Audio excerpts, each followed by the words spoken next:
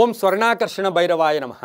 ನಿತ್ಯಭಕ್ತಿ ಕಾರ್ಯಕ್ರಮಕ್ಕೆ ಸುಸ್ವಾಗತವನ್ನು ಕೋರುತ್ತಾ ಮಹಾಲಕ್ಷ್ಮಿಯ ಹಬ್ಬವನ್ನು ಈ ವಾರದಲ್ಲಿ ಎಲ್ಲರೂ ಕೂಡ ಆಚರಣೆ ಮಾಡ್ತಕ್ಕಂಥದ್ದು ಕೂಡ ಆಗಿದ್ದು ಶಾಸ್ತ್ರಬದ್ಧವಾಗಿ ಕೂಡ ಇರುತ್ತೆ. 8ನೇ ತಾರೀಕು ನಾವು ವರಮಹಾಲಕ್ಷ್ಮಿ ಹಬ್ಬವನ್ನು ಕೂಡ ಆಚರಣೆ ಮಾಡ್ಕೊಳ್ತಾ ಇರ್ತೀವಿ. ವಿಶೇಷವಾಗಿ ಆ ಮಹಾಲಕ್ಷ್ಮಿಯ ಕೃಪೆ ನಮ್ಮ ಮನೆಯ ಮೇಲೆ, ನಮ್ಮ ಮನಸ್ಸುಗಳ ಮೇಲೆ, ನಮ್ಮ ಉದ್ಯೋಗದ ಮೇಲೆ, ನಮ್ಮ ಕರ್ಮ ಫಲಗಳ ಮೇಲೆ ಆ ತಾಯಿಯ ಕೃಪೆ ಬಂದಾಗ ಅದೃಷ್ಟ, ಯಶಸ್ಸು, ಕೀರ್ತಿ ಎಲ್ಲವೂ ಕೂಡ ಜಯ ಎಲ್ಲವೂ ಕೂಡ ಸಿಗುತ್ತೆ. ಆದರೆ ಈ ವಾರದಲ್ಲಿ ಏಕೆಂದರೆ ವರ್ಷ ಪೂರ್ತಿಗಂತ ಮಿಗಿಲಾಗಿ ಈ ವಾರದಲ್ಲಿ ಬಹಳಷ್ಟು ಅಮ್ಮನ ಕೃಪೆಗೆ ಪಾತ್ರರಾಗಬೇಕು. ಅಮ್ಮ ನಮ್ಮ ಮನೆ ಕಡೆ ದೃಷ್ಟಿಯನ್ನು ಬೀರಬೇಕು.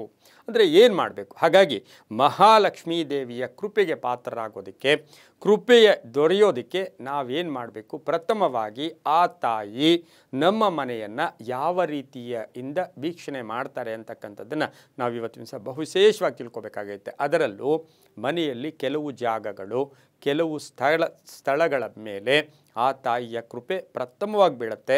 ಅವು ಯಾವುವು ಅಂತ ಹೇಳಿದ್ರೆ, ಆ ತಾಯಿ ಸಂಪೂರ್ಣ ಕೃಪೆ ನಮಗೆ ದೊರೀಬೇಕು ಅಂತ ಹೇಳಿದ್ರೆ, ನಮಗೆ ಆ ಮನೆ ನಮ್ಮ ಪ್ರವೇಶ ದ್ವಾರದಿಂದ ಹಿಡಿದು ಮನೆಯ ಸಂಪೂರ್ಣ ಎಲ್ಲ ಸ್ಥಳಗಳನ್ನು ಆ ತಾಯಿ ಪೂರ್ತಿಯಾಗಿ ವೀಕ್ಷಣೆ ಮಾಡೋದಿಲ್ಲ. ಕೆಲವು ಜಾಗಗಳಲ್ಲಿ ಆ ತಾಯಿಯ ಕೃಪೆ, ಆ ತಾಯಿಯ ದೃಷ್ಟಿ ನಮ್ಮ ಮನೆಯ ಮೇಲೆ ಬೀಳ್ತಕ್ಕಂತಹ ಒಂದು ಸಾಧ್ಯತೆ ಇರೋದರಿಂದ ಹಿರಿಯರು, ಇತಿಹಾಸ, ನಮ್ಮ ಸನಾತನ ಸಂಸ್ಕೃತಿ ಪರಂಪರೆಗಳಲ್ಲಿ ಕೆಲವು ಜಾಗಗಳನ್ನು ಆ ಮಹಾಲಕ್ಷ್ಮಿ ತಾಯಿ ವೀಕ್ಷಣೆ ಮಾಡ್ತಾರೆ. ಆ ಕೆಲವು ಜಾಗಗಳು ಯಾವುದು ಅಂದರೆ, ಪ್ರಪ್ರಥಮವಾಗಿ ನಮ್ಮ ಮನೆಯಲ್ಲಿ ತುಳಸಿ ಕಟ್ಟೆ ಇದ್ದಿದ್ದೆ ಆದರೆ ಆ ಮಹಾಲಕ್ಷ್ಮಿಯ ದೃಷ್ಟಿ ತುಳಸಿ ಕಟ್ಟೆಯ ಮೇಲೆ ಪ್ರಥಮವಾಗಿ ಬೀಳುತ್ತೆ. ತುಳಸಿ ಕಟ್ಟೆ ಯಾವಾಗಲೂ ಇರುತ್ತೆ, ಮನೆಯ ಬಾಗಿಲಿಂದ ಮುಂಭಾಗದಲ್ಲಿರುತ್ತೆ, ಮನೆಯ ಭಾಗದಿಂದ ಆಚೆ ಇರತಕ್ಕಂಥದ್ದು.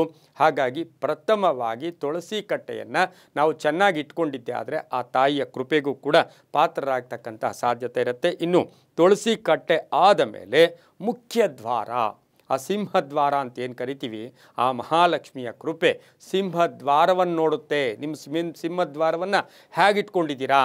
ಸ್ವಚ್ಛವಾಗಿ ಇಟ್ಕೊಂಡಿದ್ದೀರಾ? ಅರಿಶಿನ ಕುಂಕುಮ ಇಟ್ಟಿದ್ದೀರಾ? ಪೂಜೆ ಮಾಡಿದ್ದೀರಾ? ತುಳಸಿ ಕಟ್ಟೆಗೆ ನೀರು ಹಾಕಿದ್ದೀರಾ? ತುಳಸಿ ಕಟ್ಟೆ ನೋಡ್ತಾ ಇದ್ದೀರಾ? ತುಳಸಿ ಕಟ್ಟೆ ಆದಮೇಲೆ ಸಿಂಹದ್ವಾರವನ್ನು ನೋಡುತ್ತೆ. ಹಾಗಾಗಿನೇ ನೋಡಿ, ಈ ವಾರದಲ್ಲಿ ಪ್ರತಿಯೊಬ್ಬರ ಮನೆಯಲ್ಲೂ ಕೂಡ ನಂಬಿಕೆ ಇರ್ತಕ್ಕಂಥವರು, ತಾಯಿ ಕೃಪೆಗೆ ಪಾತ್ರರಾಗ್ತಕ್ಕಂಥವರು ಮನೆಯನ್ನು ಸಂಪೂರ್ಣವಾಗಿ ಶುದ್ಧಿ ಮಾಡ್ತಾರೆ.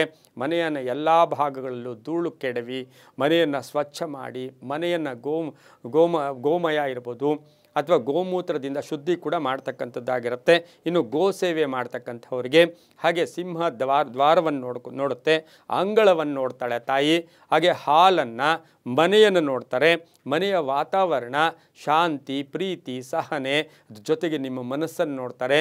ನಿಮ್ಮ ಮನಸ್ಸು ಶುದ್ಧವಾಗಿದೆಯಾ? ನೀವು ಆತೋರಿತಾ ಇದ್ದೀರಾ? ನಾನು ನಿಮ್ಮ ಮನೆಗೆ ಬರಬೇಕು ಅಂತ ಕಾಯ್ತಾ ಇದ್ದೀರಾ? ಹಾಗಾಗಿ ಪ್ರಶಾಂತವಾಗಿರಬೇಕು, ಶಾಂತವಾಗಿರಬೇಕು. ಸ್ವಚ್ಛತೆಗೆ ಹೆಚ್ಚು ಆ ತಾಯಿ ಹೆಚ್ಚು ಪ್ರಾಶಸ್ತ್ಯವನ್ನು ಕೂಡ ಕೊಡ್ತಾರೆ. ಇನ್ನು ಬಾಗಿಲಲ್ಲಿ ನೀವು ತೋರಣ ಕಟ್ಟಿದ್ದೀರಾ? ಇಲ್ಲ, ಈ ಕಟ್ಟೋಕ್ಕೆ ತಯಾರಿ ಮಾಡ್ಕೊಳ್ತಾ ಇದ್ದೀರಾ? ಅದನ್ನು ಕೂಡ ತಾಯಿ ನೋಡ್ತಾರೆ. ಇನ್ನು ಪೂಜೆ ಇರ್ಬೋದು, ಪ್ರಾರ್ಥನೆ ಇರ್ಬೋದು, ದೇವತಾ ಸಾಮಗ್ರಿಗಳಿರ್ಬೋದು, ದೇವತಾ ಮೂರ್ತಿಗಳಿರ್ಬೋದು, ಅಡುಗೆ ಮನೆ ಇರ್ಬೋದು, ಹಾಗೆ ಎಲ್ಲವೂ ಸ್ವಚ್ಛವಾಗಿಟ್ಟು ಪರಿಶುದ್ಧವಾಗಿ ಇರೋದ್ರಲ್ಲೇ ಕ್ಲೀನಾಗಿ ಇಟ್ಕೊಳ್ಳಿ. ನಾವೇನು ಹೊಸ್ದಾಗಿ ಕಟ್ಕೋಬೇಕಾಗಿಲ್ಲ. ಹಳೆ ಮನೆ ಗುಡಿಸಲಿದೆಯಾ? ಗುಡಿಸಲಿನ ಬಾಗಿಲಾಗ್ಬೋದು, ತುಳಸಿ ಕಟ್ಟೆ ಇಟ್ಕೊಂಡಿದ್ದೀರಾ? ಅದು ಆಗ್ಬೋದು, ಮಣ್ಣಿನ ತುಳಸಿ ಕಟ್ಟೆ ಏನೇ ಇಟ್ಕೊಂಡ್ರು ಎಲ್ಲವನ್ನು ಕೂಡ ಸ್ವಚ್ಛವಾಗಿ ಇಟ್ಕೊಂಡಾಗ, ಶಾಂತ ಸ್ವಭಾವದಿಂದಿದ್ದಾಗ ಆ ತಾಯಿಯ ಸಂಪೂರ್ಣ ಕೃಪೆ ಈ ವರಮಹಾಲಕ್ಷ್ಮಿಗೆ ನಿಮ್ಮ ಮನೆಯ ಮೇಲೆ ಬರುತ್ತೆ.